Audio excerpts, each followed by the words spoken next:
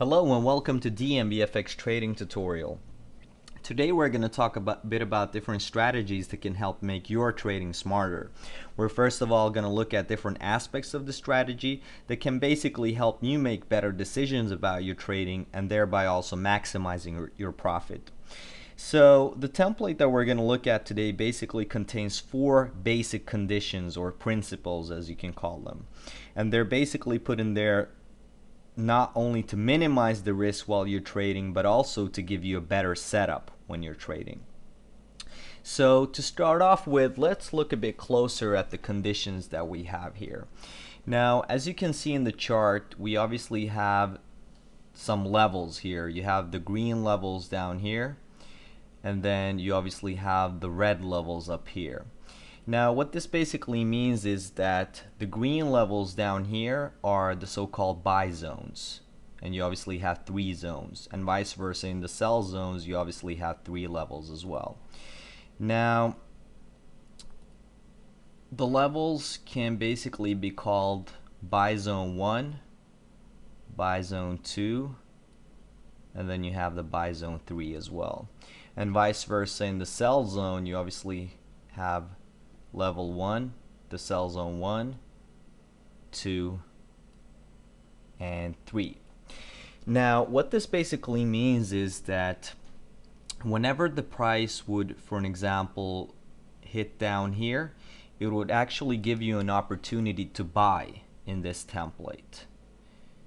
And vice versa, for an example, if the price would go up here in one of these levels, it would actually give you an opportunity to sell.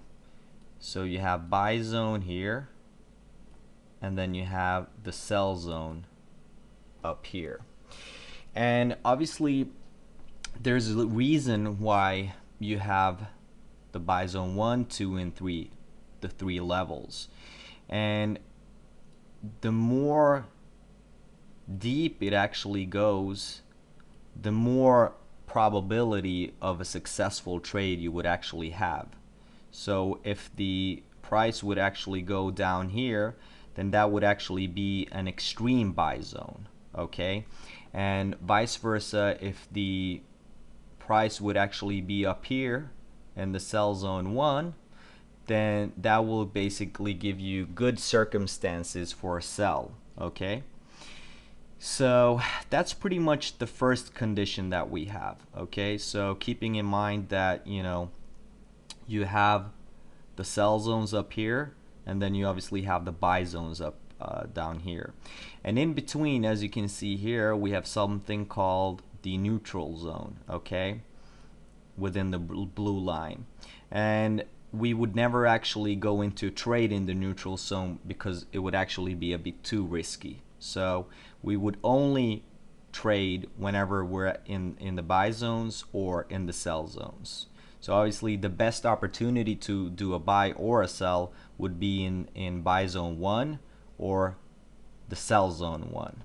Okay, so that's a bit about the first condition. Now moving on, we have something called the buyers and sellers down here, as you can see. And what this condition basically means is that whenever the indicator would go up here, for an example, to this level, you would actually get an opportunity to sell. So it's pretty much tied into the first condition that we have. We had the levels, the sell levels up here, and then we have the buy levels up here. And it's pretty much like the first one. If the indicator would actually go up here, then it would actually give you an opportunity to sell. And vice versa, if the indicator would go down here to the buy zone, then it would actually give you an opportunity to buy, okay? So you have the oversold territory down here, and then you have the overbought territory down here. And much like the first condition, you obviously have the neutral zone in between as well. So we wouldn't actually trade in the neutral zone. We would just stay calm basically. So that's a bit about the second condition that we have, and as you can see, it's obviously tied into the first condition as well. Now, if we look a bit closer at the third condition that we have, the third condition is also tied into the buyers and sellers. And what this would actually mean is that the buyers here would actually have to be on top of the sellers, or the sellers would actually have to be on top of the buyers before making a trade. Now, if you can see here, you obviously have the green line here. That's the so-called buy line. Okay, so that's the buyers, and the red line here is obviously the sellers. So let's say we would, for an example, do a buy trade. The green line would actually have to be on top of the red line, the sell line, and vice versa. If we were up here and doing a sell trade, the red line would actually have to be on top of the green line and going down before we could actually make a trade. Okay, so it's kind of tied up into the two previous conditions as well, as you can see.